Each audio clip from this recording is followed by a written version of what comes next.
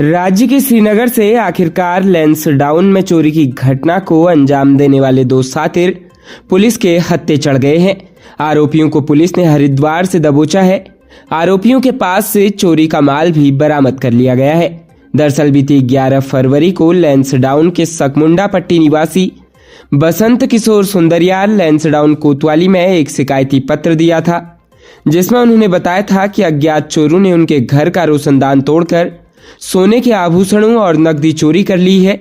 इस शिकायत के आधार पर लैंसडाउन कोतवाली पुलिस ने मामला दर्ज कर जांच शुरू की। मामले की गंभीरता को देखते हुए पौड़ी के वरिष्ठ पुलिस अधीक्षक लोकेश्वर सिंह ने आरोपियों की जल्द गिरफ्तारी के निर्देश दिए, जिस पर कोटद्वार अपर पुलिस अधीक्षक चंद्रमोहन सिंह के निर्देशन में विशेष पुलिस टीम का गठन किया गया। पुलिस की टीम ने घटनास्थल का निरीक्षण कर आसपास के लोगों से पूछताछ की। इसके अलावा सीसीटीवी फुटेज भी खंगाले।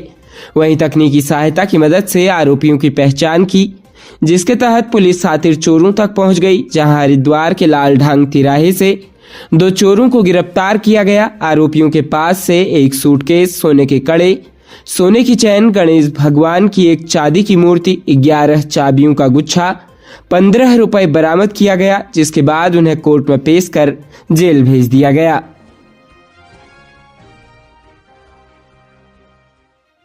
राज्य उत्तराखंड के उत्तरकाशी के भटवाड़ी के थलन मंगलपुर गांव में बीती रात अचानक एक मकान में आग लग गई। सूचना मिलते फायर सर्विस पुलिस टीम मौके पर पहुंची। स्थानीय लोगों की सहायता से करीब 3 घंटे की मशक्कत के बाद आग पर काबू पाया गया। अग्निकांड से प्रभावित परिवारों का भवन एवं खाद्यान्न आदि का नुकसान हुआ है। फिलहाल आग लगने के कारणों का पता नहीं चल पाया है। थलन मंगलपुर गांव में विमल नौटियाल, नथी प्रसाद नौटियाल और वीरेंद्र नौटियाल के मकानों में अचानक रात्रि करीब 12 बजे भीषण आग लग गई। आग इतनी विकराल थी कि देखते ही देखते मकान में आग फैलने लग गई, जिसमें 3 परिवार निवास करते थे। ग्रामीणों ने अग्निकांड की सूचना पुलिस और फायर सर्विस को दी। वहीं घटना की सूचना मिलते ही पुलिस और फायर सर्विस घटनास्थल पर पहुंचे और ग्रामीणों की मदद से रात्रि आग पर काफी मशक्कत के बाद काबू पाया। लेकिन तब तक भीषण अग्निकांड में प्रभावित परिवार के मकानों में रखा लाखों का सामान जलकर राख हो गया। लेकिन गनीमत यह रही कि इस अग्निकांड में कोई जन या पशु हानि नहीं हुई। आग लगने का कारण अभी पता नहीं चला। बता दें कि उत्तरकाशी में लगातार अग्निकांड की घटनाएं बढ़ती जा रही है। इससे पूर्व भी मोरी विकास खंड के दूरस्थ गांव सावड़ी में भी 2 माह पहले हुए अग्निकांड में 9 घर जलकर राख हो गए थे, जिस कारण गांव के 21 परिवार बेघर हो गए थे।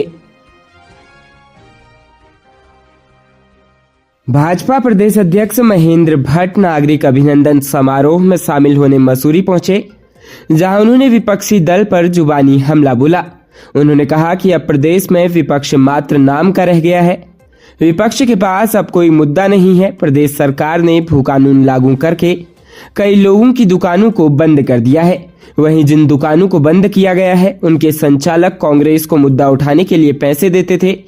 मसूरी पालिका अध्यक्ष मीरा सकलानी ने कहा कि मसूरी की जनता के आशीर्वाद से वह पालिका की अध्यक्ष बनी है और जिन अपेक्षाओं के साथ जनता ने उन्हें चुना है, उन अपेक्षाओं पर वह खरी उतरने की पूर्ण रूप से कोशिश करेंगी। उन्होंने कहा कि कुछ समय जरूर लगेगा, लेकिन लोगों को दिखेगा कि मसूरी की जो पूर्व में बिगड़ती हालत थी वह सुधरने लगी है। कैबिनेट मंत्री गणेश जोशी ने कहा कि आज मसूरी की जनता ने उनको अपना आशीर्वाद देकर 3 बार विधायक और मंत्री बनाया है और पालिका अध्यक्ष मीरा सकलानी को भी जीत दिलाई है, जिसके लिए वह मसूरी की जनता का आभार व्यक्त करते हैं। उन्होंने कहा कि प्रदेश की सरकार लगातार प्रदेश के विकास के लिए विभिन्न योजनाओं के तहत काम कर रही है। पूर्व में मसूरी की पेयजल समस्या को देखते हुए 144 करोड़ रुपए की मसूरी यमुना पंपिंग पेयजल योजना के तहत पानी लाया गया है। भाजपा प्रदेश अध्यक्ष भट्ट ने कहा कि प्रदेश की सरकार प्रदेश के विकास को लेकर लगातार विभिन्न योजनाओं के तहत कार्य कर रही है। उन्होंने कहा कि मुख्यमंत्री धामी की सरकार द्वारा मजबूत भू कानून लाया गया है, जो हिमाचल प्रदेश से भी ज्यादा मजबूत कानून है, जिससे प्रदेश में जमीनों को बचाया जा सके। उन्होंने कहा कि प्रदेश में उद्योग के साथ साथ रोजगार के साधन उपलब्ध कराए जाने हैं।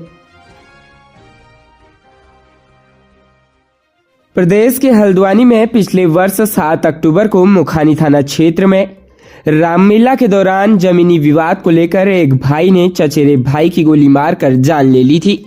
मामले में पुलिस आरोपी भाई और एक अन्य को जेल भेज चुकी है।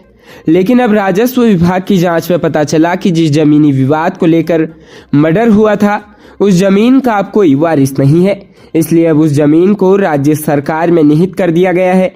उप जिलाधिकारी परितोष वर्मा और तहसीलदार सचिन कुमार ने जमीन का मुआयना कर 18.5 बीघा जमीन को कब्जे में लेकर राज्य सरकार में निहित कर दिया है। साथ ही उन्होंने जमीन पर राज्य सरकार की भूमि के बोर्ड भी लगा दिए हैं। उप जिलाधिकारी परितोष वर्मा ने बताया कि जमीन में जिलाधिकारी कोर्ट में वाद चलने के बाद अब मामला निस्तारित कर दिया गया है, जिसके तहत संबंधित भूमि को राज्य सरकार में निहित करते हुए जमीन का कब्जा कर लिया गया है। उन्होंने कहा कि 7 अक्टूबर 2024 को कमुलुआ गांजा में रामलीला मंचन के दौरान अधिवक्ता उमेश नैनवाल की चचेरे भाई दिनेश ने गोली मारकर जान ले ली थी। उप जिलाधिकारी परितोष वर्मा ने बताया कि अधिवक्ता उमेश नैनवाल की चचेरे भाई दिनेश द्वारा गोली मारकर जान लिए जाने के बाद दिनेश को गिरफ्तार कर लिया गया और उसे जेल भेज दिया गया। उन्होंने कहा कि 18.5 बीघा जमीन के लिए दोनों भाइयों के बीच वर्चस्व को लेकर विवाद चल रहा था। विभाग की जांच में सामने आया कि उस जमीन का कोई वारिस नहीं है। राज्य उत्तराखंड में मंत्री के फर्जी हस्ताक्षर से कर्मचारियों का प्रमोशन और अफसरों के फर्जी हस्ताक्षर से कर्मचारियों का तबादला होने का मामला कई बार सामने आ चुका है। ऐसा ही मामला एक बार फिर सामने आया है। इस बार ताज़ा मामला सिंचाई विभाग का है, जहां सिंचाई सचिव के फर्जी हस्ताक्षर से कई इंजीनियर्स के तबादले कर दिए गए। हैरत की बात यह है कि सिंचाई मुख्यालय स्तर पर इसका अनुपालन भी होने लगा, लेकिन जब मामला खुला तो तबादला आदेश के पीछे की सच्चाई सबके सामने आ गई। उत्तराखंड में सिंचाई विभाग का मुख्यालय जांच के घेरे में आ गया है। दरअसल 31 जनवरी और 19 फरवरी को सिंचाई विभाग में कुछ इंजीनियर के तबादले हुए। तबादला आदेश सिंचाई विभाग के मुख्यालय तक पहुंचा और इसका अनुपालन भी किया जाने लगा, लेकिन विभाग में तब हड़कंप मचा जब सिंचाई सचिव तक इन तबादलों को लेकर बात पहुंची और उन्होंने तबादला आदेश में अपने हस्ताक्षर होने से इनकार कर दिया। सिंचाई सचिव डॉक्टर आर राजेश कुमार ने इन तबादलों पर गहरी नाराजगी जताते हुए फौरन इस पर कानूनी कार्रवाई के निर्देश दिए।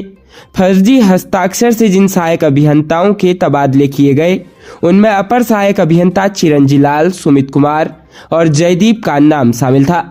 मजे की बात यह है कि प्रभारी प्रमुख अभियंता कार्यालय से इस तबादला आदेश का अनुपालन भी किया जाने लगा, लेकिन इस बीच आपत्ति को लेकर जब अभियंता विभाग के उच्च अधिकारी से मिले तो सिंचाई सचिव तक जानकारी पहुंचने पर उन्होंने आदेश पर अपने हस्ताक्षर होने से ही इनकार कर दिया।